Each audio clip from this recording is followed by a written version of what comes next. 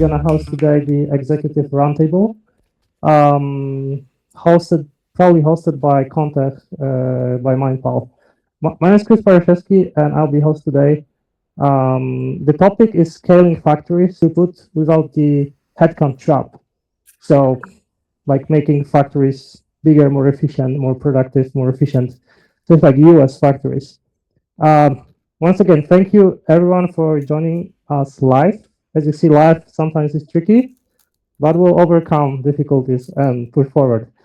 And also, your schedules are busy, so I will try to keep it short and beautiful.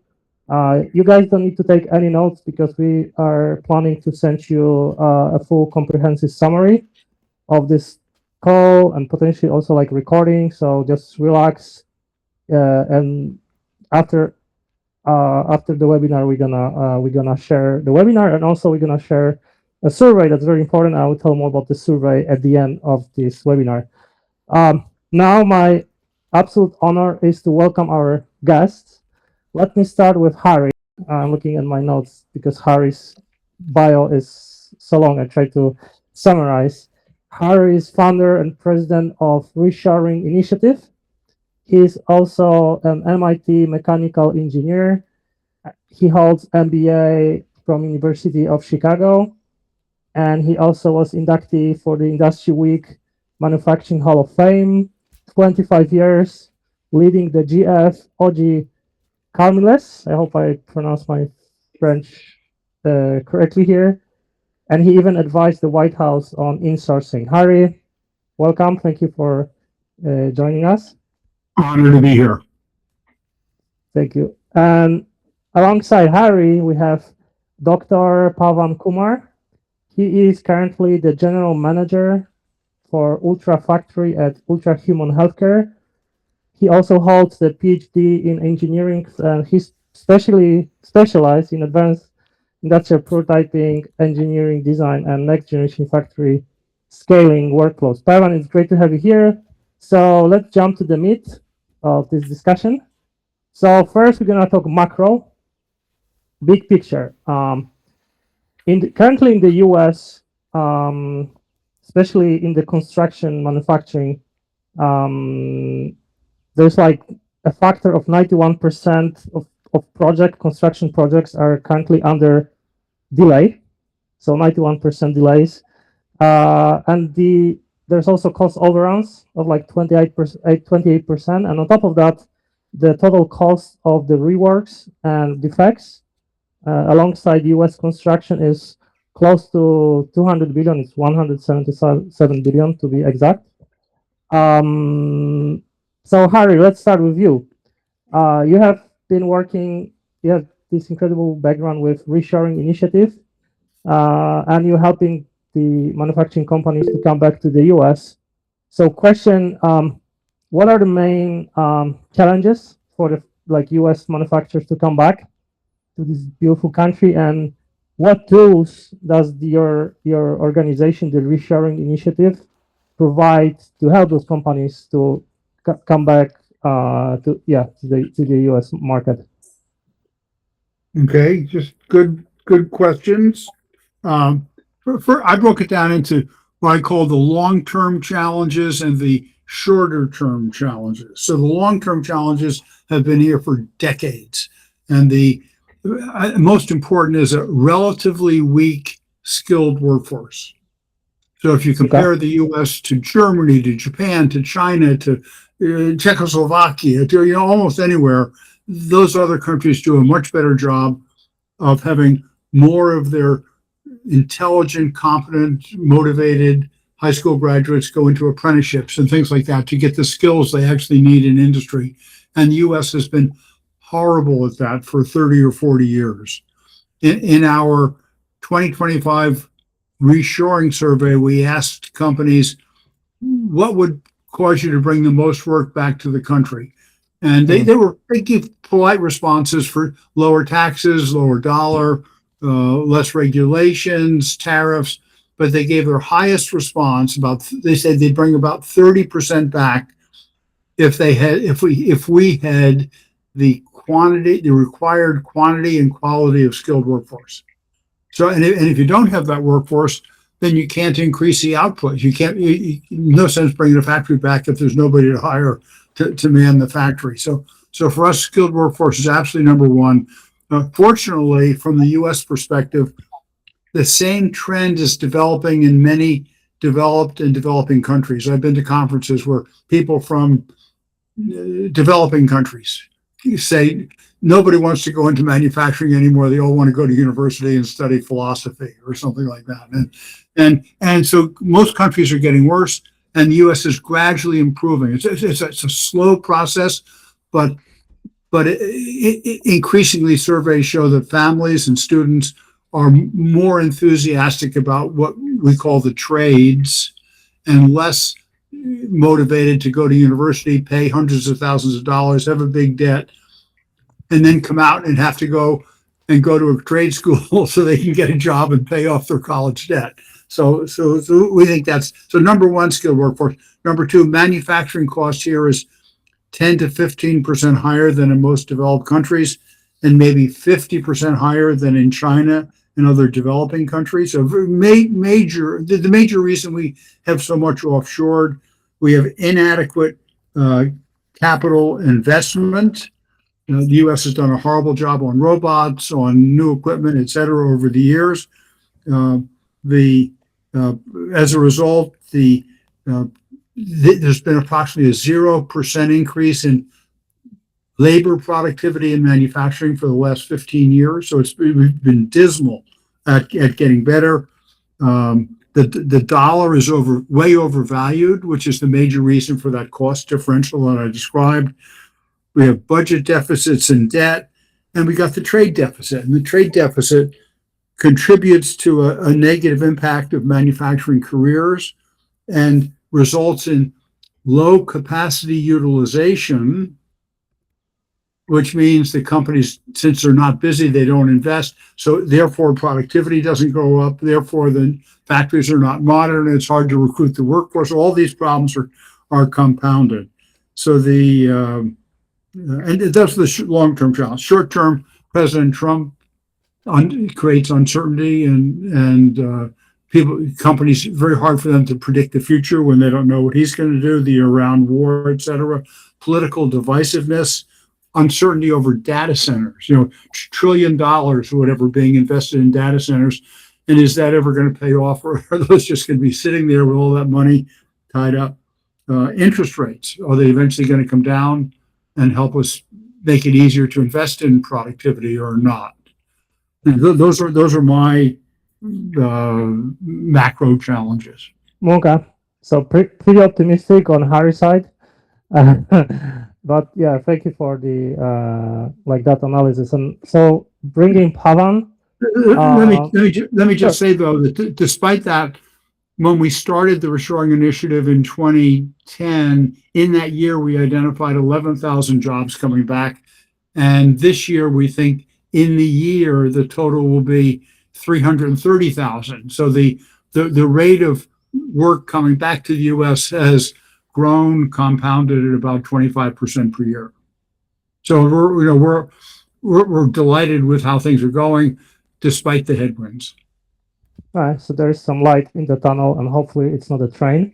Pavan, from your perspective, you're actually running a facility, actually a high-tech facility, and you have faced the supply chain overruns and material pressures. What's your take on the reshoring and bringing the factories back to the US? How it's been on your end? Yeah. Hi, everyone. I hope you can hear me. It'll be a little loud and windy because I'm on a customer on-site event today. We're working with Best Buy as one of our retail stores, and they have a charity event, and I'm on a boat with a bunch of people for this charity event, and this is how we're trying to sort of support. But to answer that question, so I think it's a very different perspective for us because we're a company that reshored manufacturing from India to the US. And we chose Texas as the place to manufacture because the conditions for manufacturing, the talent pool, the skilled workforce, the laws, economic sense, they all made sense to be in Texas. And I think for us, largely when we reshore, the intent was to keep. I mean, of course, as any manufacturing company, it is to find optimize costs, right? Because you're trying to reshore a very very high tech product, which is not like consumer electronics is not manufactured in the U.S. for whatever several sets of reasons that Harry was also mentioning. But it is very hopeful because we were able to lead the way and manufacture here in Texas, and the goal was supply chain, product portfolio, and even things that we are manufacturing is a very if you look at our form factor, we make smart wearable rings, right? So that's our hero product, as Ultrahuman does. We're one of the companies that are really doing well in the sector, trying to look at how to improve people's health through wearables. And if you look at the form factor, it has everything in it. You want metal, you have PCD, which is a flexible PCD. You have SMT manufacturing happening here in Texas. You have the entire supply chain that needs all of these active passive components on the PCB. Then you have the entire assembly process. However much my role was to automate some of these processes for manufacturing, it's very hard when you work with such a tiny form factor. And sometimes the quality constraints are, it's so hard to meet that with automation. So lights out automation or fully automated solutions are really not in the picture. So you're looking at partial automation, you're looking at automation that can really help improve efficiency, because that is the only way. If you look at some of the numbers, at one point in time we had 100 people on our manufacturing floor making about 700 to 800 rings per day at a yield of about 80%. So it becomes very challenging to justify those numbers, especially when you're manufacturing in the US compared to China or India, where labor force is really at a cheaper rate. So for us, luckily, the space required to manufacture these now many rings is not much. So that's where real estate becomes a positive for us, because we don't have to be in such a big space. And then we can use a smaller space. We can use tiny machines. You can use people's expertise to really churn out, let's say 800, 900 rings. And of course, we were only running one shift. If we had run 2 to 3 shifts, then the same infrastructure can be used to generate about 3,000 rings per day. So hopefully we can get back to manufacturing in the US by the end of the year. And the goal is to, again, the supply chain, again, the constraints are you're working with China because batteries are not made in the US. The titanium shells that needs to be manufactured are specifically not made in the US. Then you have a lot of these active passive components that have to come from across the world as well. So you're really looking at several of these supply chain constraints. You're really looking at some of these skilled workforce that you need to make these products happen. Then you're looking at a state that is more friendly for manufacturing and business, and you have things like those. So there are several factors that really affect your reshoring decisions, and I think for us, we are glad to say that we were able to be the let's say industry leaders there, or the trailblazers there, to make this manufacturing happen in Texas. Yeah, totally. Great. It's hear more and more about Texas being the place to go, especially if you want to go to the US. So that's it's great to hear that actually work for you. So currently we're gonna switch gears and move from the macro to maybe like micro and specific internal operation for factories. So there is a report from Deloitte from 2026 saying that 78% of mid-market manufacturers automate less than half of the critical data transfer, and that creates something called integration deficit. And we're talking like copying and pasting data between the customer-facing CRMs, the dealer and distributor RFQs, and the legacy ERPs that the shop floor work with. So Pavan, I'd like to start with you actually this time. Do you experience the manual data handoffs between different engineering specs or PDFs or actual the plant floor machinery? And what are basically your bottlenecks that you guys experience? And what are the pain points that we can break here? Yeah, I think that's a very interesting question, and that's the core of it in manufacturing, especially how do you take decisions live on the manufacturing line, right? So you have multiple lines running, you have multiple SKUs being produced, you have different forecasts and demands, and especially in the healthcare in this smart ring, you have different sizes and colors and options, and so it creates a multifold problem for us.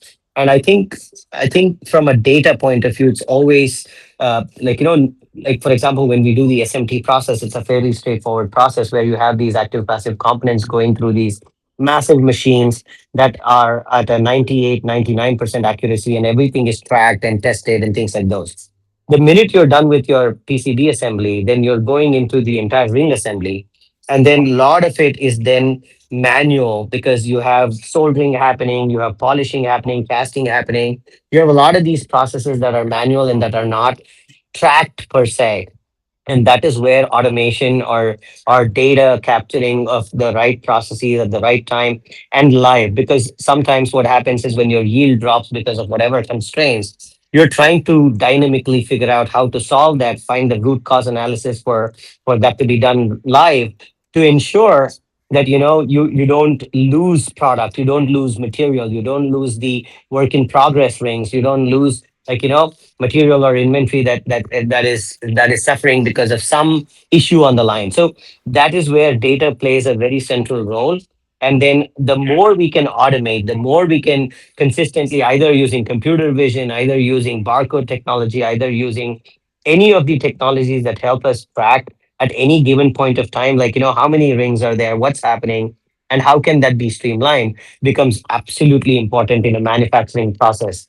So that is where I think somewhere we really need processes and companies and partners in place in automation, especially that can come in with the kind of technology and the ability to track some of these at any given point in the manufacturing line. So I would say that data in the manufacturing line is key to taking dynamic decisions to ensure that we don't, because everything is time and money, because you're wasting time, resources time, you're wasting employees time, you're wasting material. So how do you make sure that your BOM cost, COGS cost do not exceed a certain number because you had bad manufacturing practices or lack of data to take those life decisions. And it's a living organism, so it's not like set once and forget. It's like the data and the tools need to follow the changes in the production lines. So follow-up question now to Harry. Lack of automation can cause a lot of friction and can be like brutal friction. From your cost perspective and global competitiveness perspective, there's actually research that says that 9 out of 10 manufacturing companies, they regret implementing automation. So they wish they could have done it sooner than actually they did. So how do you think, what are the good practices that you see from the Reshoring Initiative or from your experience that will be able to better connect the office to factory data silos until it's too late and effectively speed up the whole manufacturing process? So we're talking mainly about data, or we're talking about automation?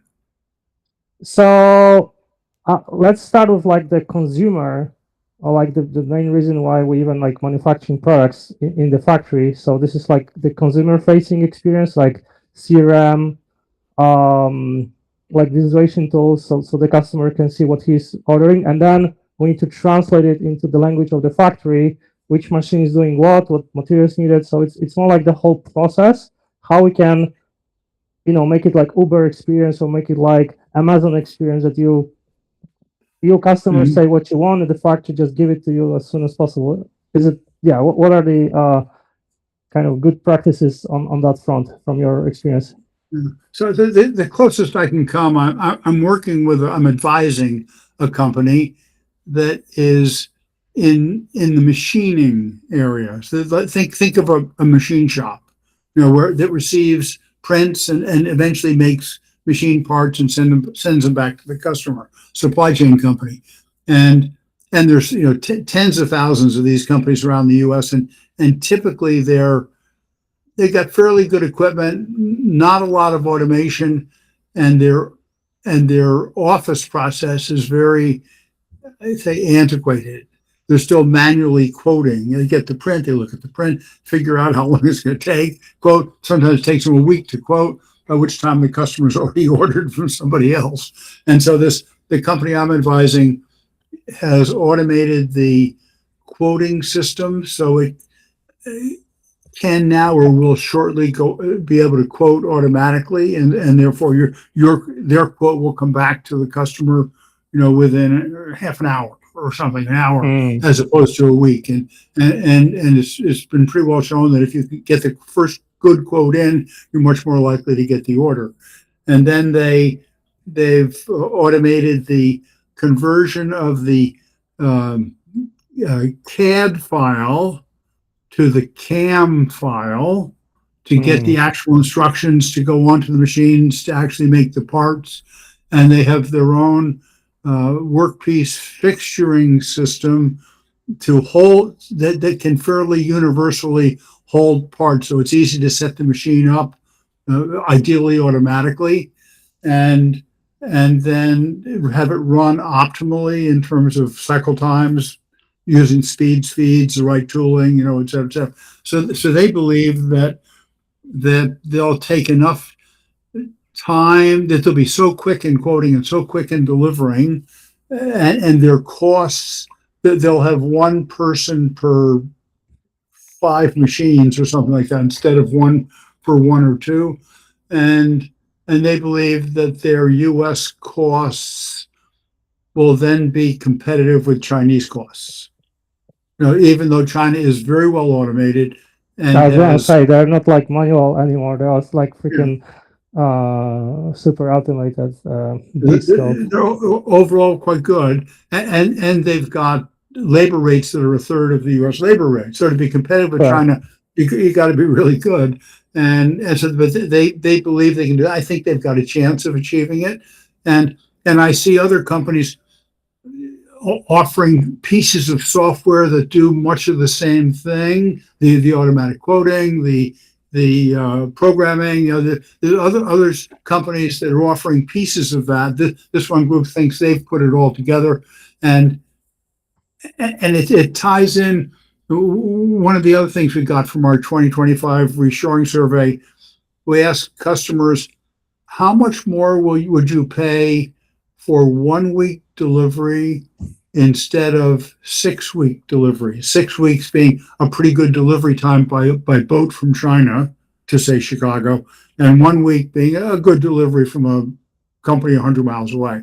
And 40% of the people said they would pay from 5 to 20% more for that quicker delivery because of less inventory, because of being able to respond to surges in demand and not stocking out, et cetera, et cetera. So I think that as AI comes on and all these, and we're able to integrate all these pieces to get the quick quote, quick production, quick delivery, et cetera, I see the U.S.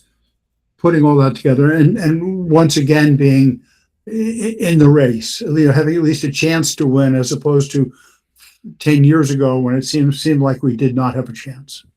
Yeah, we can't be just good. We need to be best. So it means the bar is higher. Speaking of AI, and I know, Pavan, you mentioned before that you might jump quicker for your visit with your customers. So anytime, just let us know. But if you're still here, we might grab you for final question. We want to talk about the opportunity, especially with AI, for the really high value automation. So let's start with some numbers, of course, and we will be talking ROI here.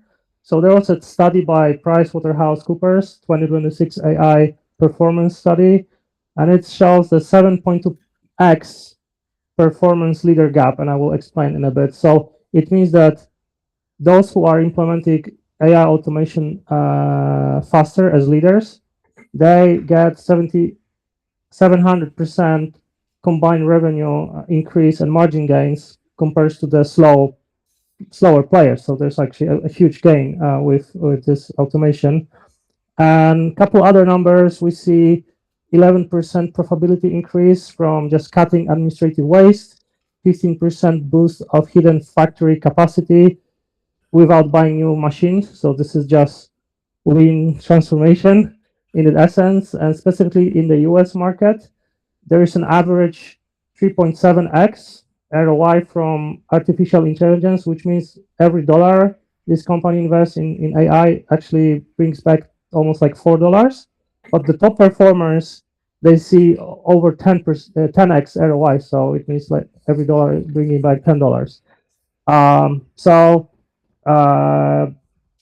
Harry, we're going to ask you, where do you think the manufacturer should start looking to bring AI to the factory?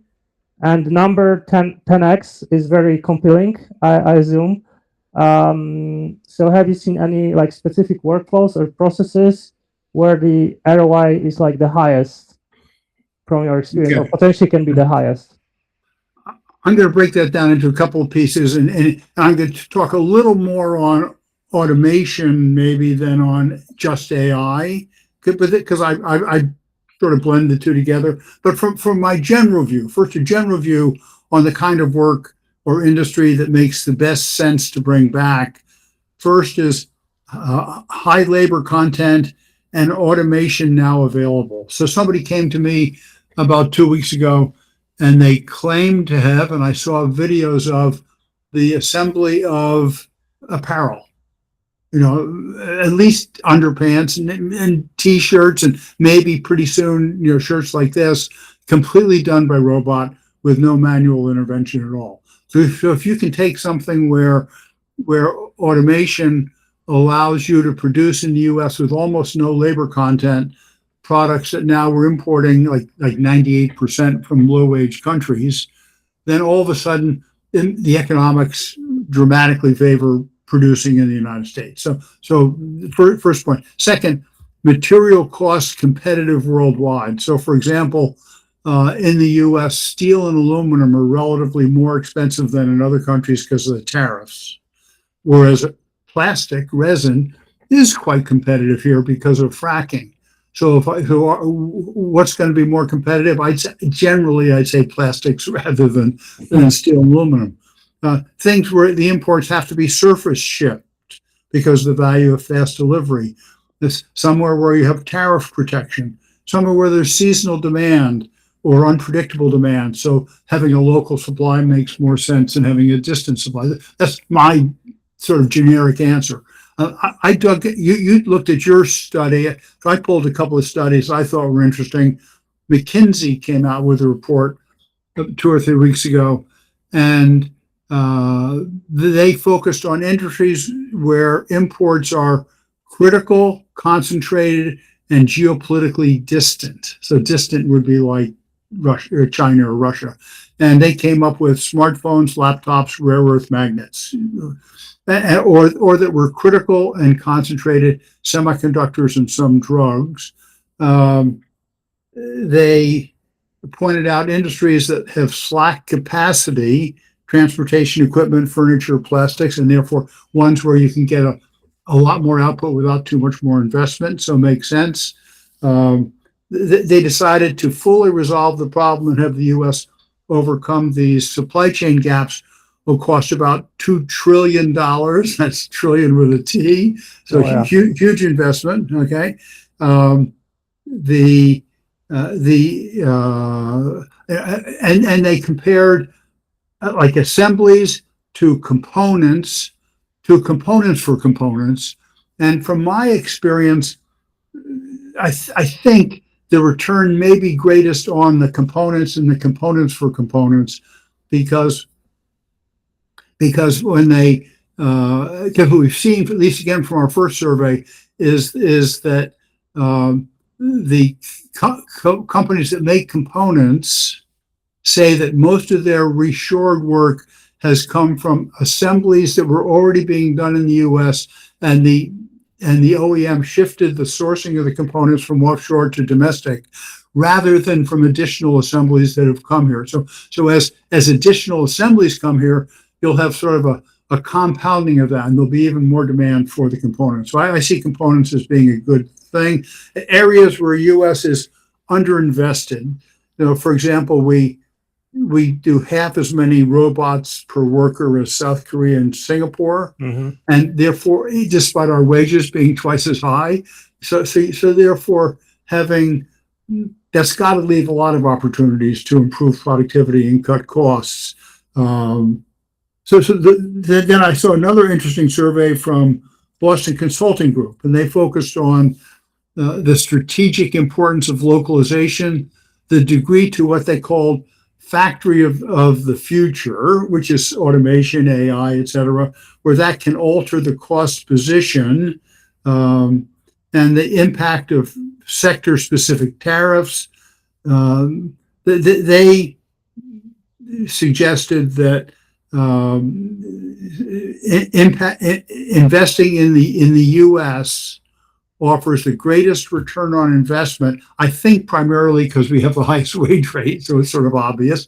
But they said the relative time to pay back, on the U.S. they indexed it as 1, and they had China at 6 and India at 8, because the productivity, the labor that's being eliminated is so much less expensive over there. But despite that, the Chinese are investing a lot more in robots than we are, which tells me if the Chinese can justify doing it at their wage rate, we should be able to do 5 times as much as we're doing now, because otherwise they're crazy over there. And I don't think they're crazy because they're doing so well. So I think there's a lot of opportunities there.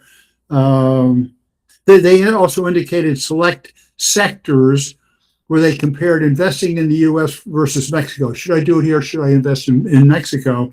And they picked material and process industries. I think process means like chemicals, wood, paper, and furniture, food and beverage, automotive, defense, pharma. That those were the ones that had the greatest attractiveness for investment in the U.S. In this case, relative to investing in Mexico. And I'm not saying Mexico's bad, but there's they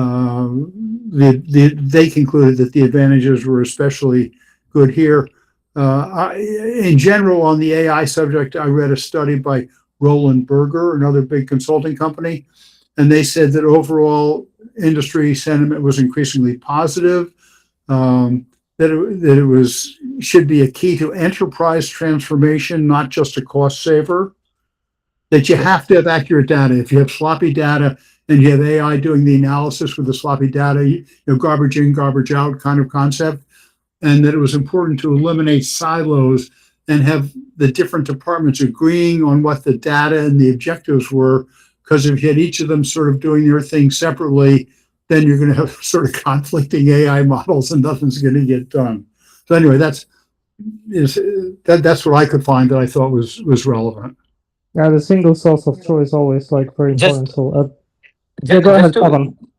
just to add to Harry's point, I think the intent is especially on manufacturing and automation, when it comes to that, we would choose when we were trying to assess manufacturing automation partners, we are looking at more from efficiency and yield and trying to reduce our burn and wastage, because for an industry like ours, you have up to 80% of yield, and then you still have 20% of product going bad.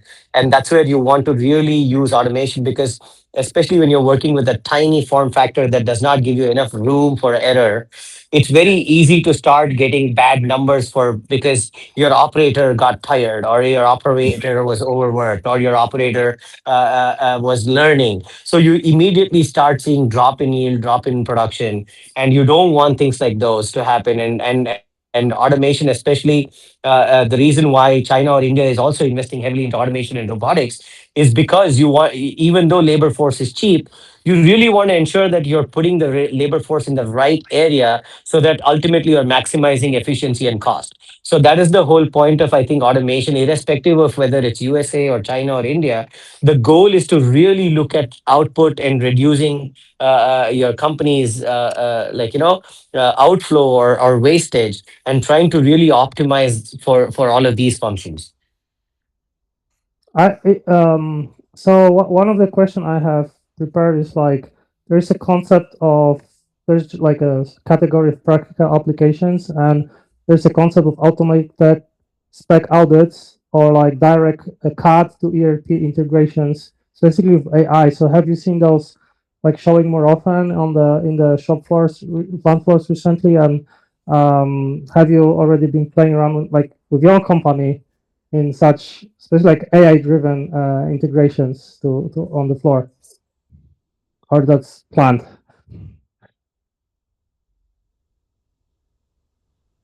I mean, was that question to me? Sorry. Yes. So from an AI perspective, I think it's still like there's a lot of machine learning. There's a lot of other kinds of things built into some of these automation tools and automation driven use cases. But AI particularly has not made its way yet, because I think there's a human in the loop at the end of the day, making some decisions based on, like, especially from a production or manufacturing point of view, because you have somebody trying to understand what happened and then trying to make those decisions happen, because ultimately there's a person signing off. So it could be my production manager, it could be my line manager, it could be somebody that is doing one particular task. Somebody has to look at data, somebody has to look at the process and then sign off. So that is where AI is still not penetrated that area. But I don't see why not, because you can still provide certain conditions, and then you can still have AI take some of these primitive decisions, while some of the more economic or more bottom line kind of decisions can be still done by human beings. Sorry. Like Pavan, Harry, like great insights. You guys came pretty well prepared, especially Harry with like the exact reports that you've been citing. So that's incredible. We have the last part is basic Q&A. So we're going to take questions from the audience. So if you guys have any questions like to Harry or to Pavan, raise your hands. So that's probably the best and the faster way to gain some of their experience. In the meantime, when you're thinking about the questions, if you look at our chat, there is a survey. So the motivation is, first of all, we're gonna send you the summary link of this whole webinar. So it makes a lot of sense for you to sign up for the survey so you can get all the summary from this discussion. But we're gonna send you also extra materials. We're gonna give like a free audit. So there's a lot of bonuses. So guys, just smash that survey button. We okay, Roger, you need to go. So still maybe Adam, sorry that pointing you guys, but just or Tino, if you guys have any, or Stanley.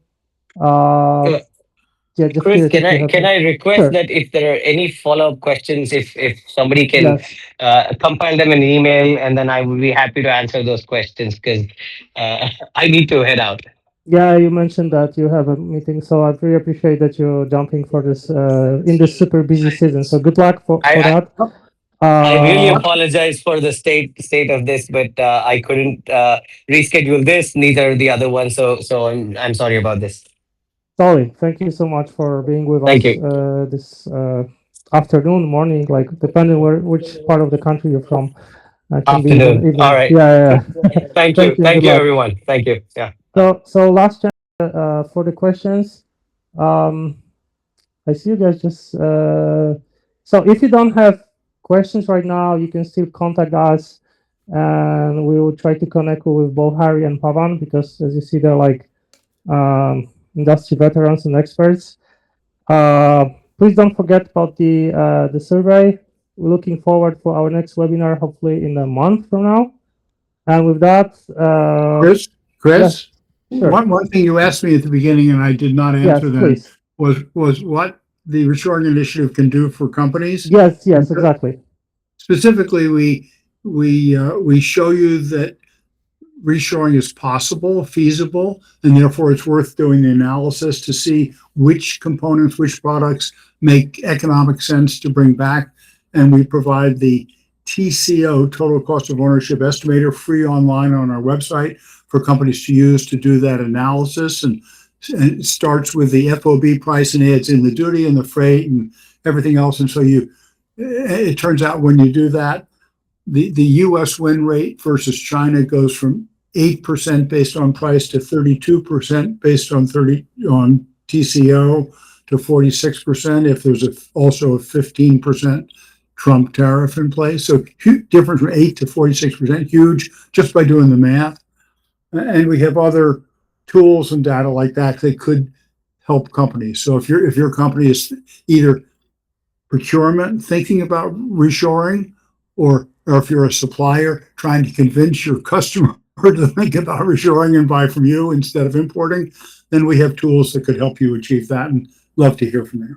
And people, from my understanding experience, the manufacturers, they don't need to reshore all at once. They can reshore like just couple SKUs at the beginning and like take it step by step, right? So there's that's what most of them do. I mean, it's very rare that someone is making everything in China in a factory, shuts that factory down, builds a factory over here, brings everything. It doesn't happen. They start bringing back maybe the pieces and then the tools and then maybe the assembly and they bring it back for one brand but not another brand. And but this year we're expecting over 300,000 jobs coming back, and I'm happy. Yeah, that's amazing. And I love these calculators and online estimators too, because you just provide data and you instantly see the numbers. So this is like the beauty of those kind of data analytics tools, that they can just give you you can even come with multiple strategies and scenarios, play with the numbers and see where actually make more sense, where to begin with. So like lovely that your organization have created such a calculator. That's very helpful. So with that, I guess I don't see questions. So there's a reminder from Tom to fill up the survey. So that's I will love you for filling that. And again, thank you everyone who joined us live this beautiful Tuesday. Have a highly productive week ahead. And see you at the next roundtable. Thank you, everyone. It was a pleasure. Chris, thank you, Tom. Yeah. Thank you, Harry.